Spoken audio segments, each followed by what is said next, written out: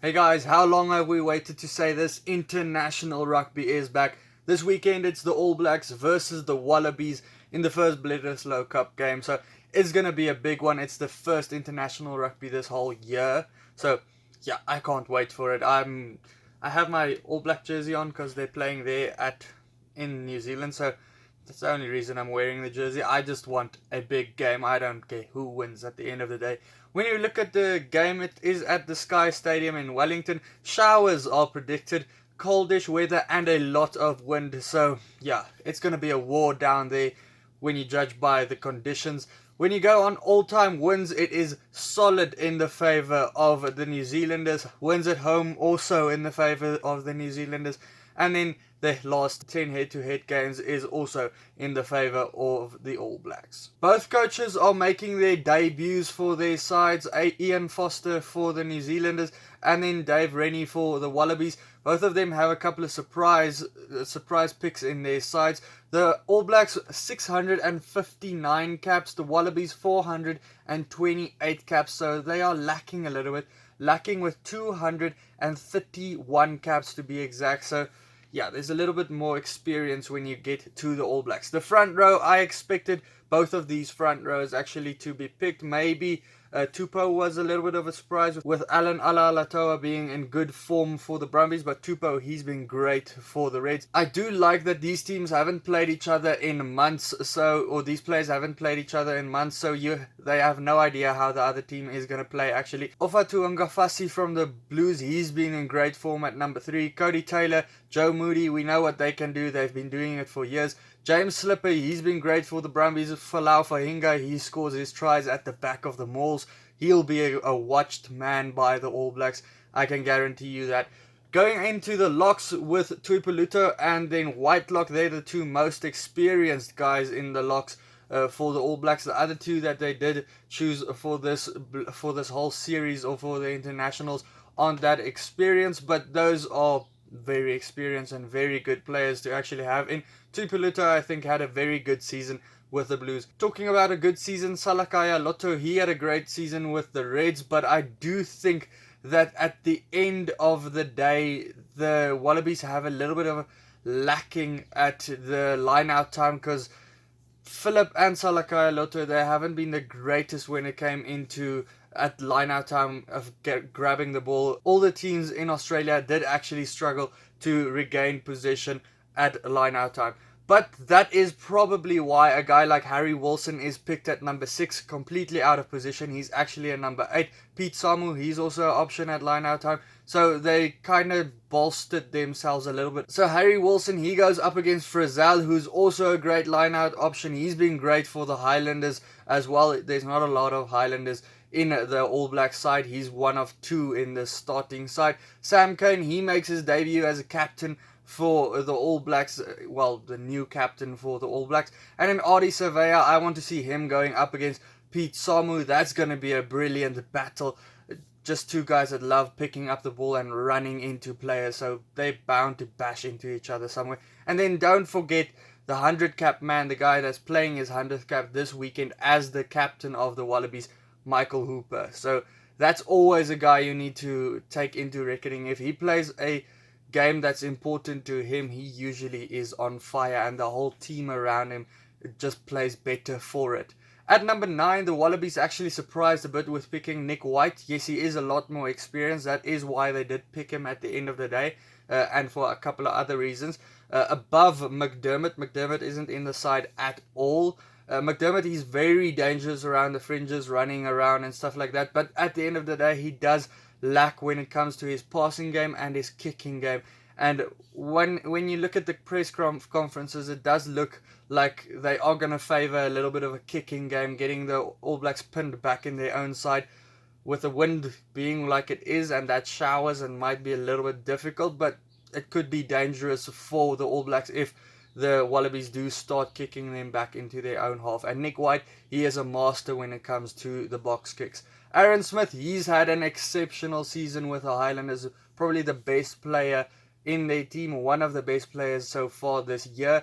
He joins up Richie Mahunga, the in-form number 10 in New Zealand. Definitely deserves that jersey. He's going to be probably the place kicker in the game as well. James O'Connor, he's the guy taking the number 10 jersey. He's just been solid for the Reds, and he's just shown a lot of maturity in this last year, and I take my hat off to him. He's a changed man than a couple of years ago.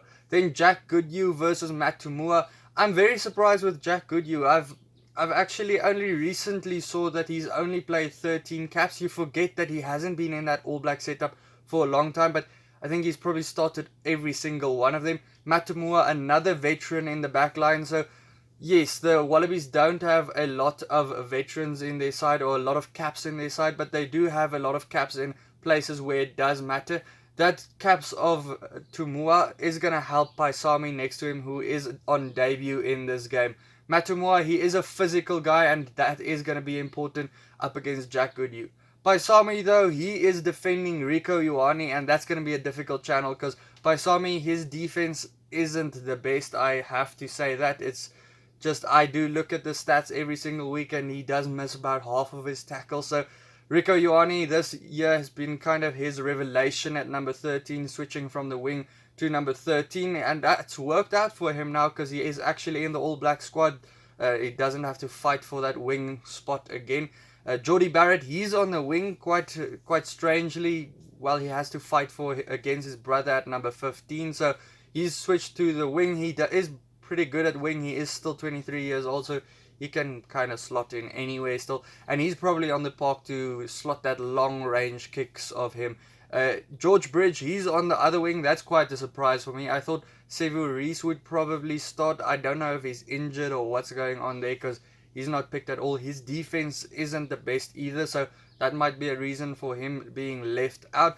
George Bridge, he is a solid player though. He never has a bad game, so a good reason to have him there. Two of the best wingers so far in Australia this year, Coyote and Daigunu, are on the two wings. Daigunu, he just scores in every single game. He is on the wrong wing though in his debut. How that affects him, we'll see how that goes. Tom Banks at fullback for the Wallabies. He was great when he did actually come back for the Brumbies.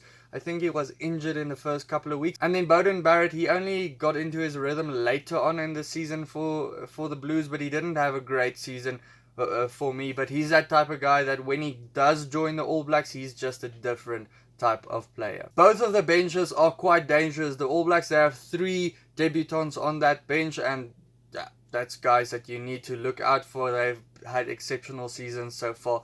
Ulysses versus Coles. Coles probably have the upper hand there. Scott Sio, Tuna Kwafe, both of them been in great form. Scott Sio, him and Slipper, they've been neck and neck at the Brumbies. Ala Latoa, Laulala, great season so far. I actually thought Ala Latoa would probably start for the Wallabies.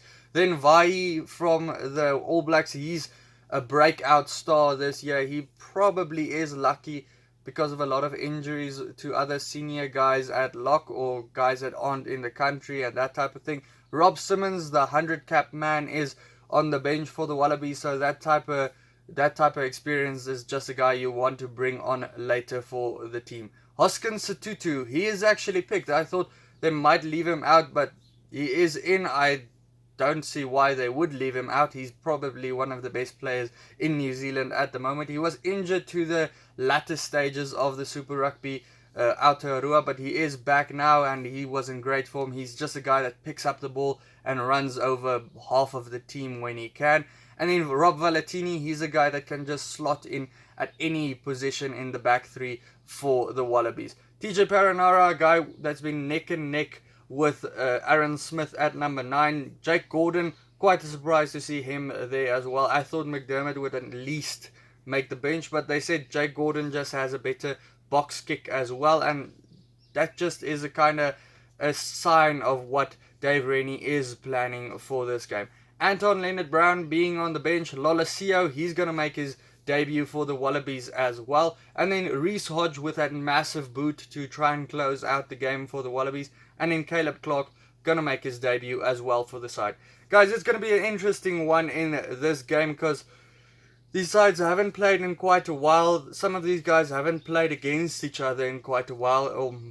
Well, all of them haven't played against each other in quite a while since the start of the year. So they probably don't know what to expect from some of these players, because some of them have only broken out in those latter stages of the year. So it's going to be an extreme one. I do think the All Blacks probably do have the upper hand. The weather is going to be rough out there. I do think that's going to favour the All Blacks probably. But at the end of the day, that's probably going to make it more difficult for them to score a lot of tries. I do think the All Blacks do have the upper hand here. It's a Bledisloe Cup game. It can go either way. Sometimes they thrash the one team. The other day, it's a very close game. But I would say the All Blacks by 12 points in this one. Guys, let me know your prediction for this game down in the comments below. Also, check out any of these other videos. Remember to hit the subscribe button. I do appreciate all of you guys that do subscribe. And then I'll see you for the next one. Cheers.